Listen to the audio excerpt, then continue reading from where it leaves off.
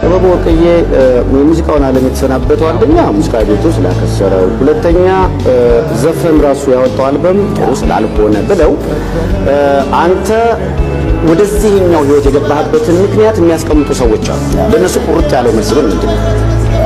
ለነሱ ቁርጥ ያለው መልስ ክርስቶስ ስለገባ ሙዚቃ ቤት ነበረ።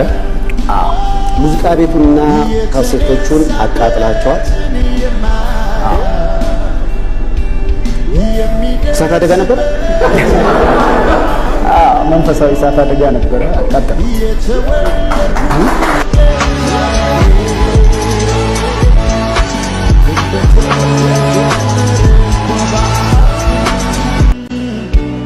ከዚሁ ከዝጉ ያለፈ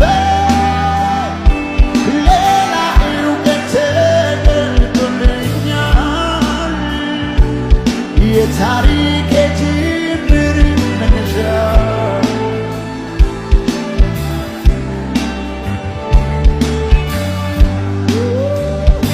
ያወቅኩት ቀን አምላኬ ጌታዬ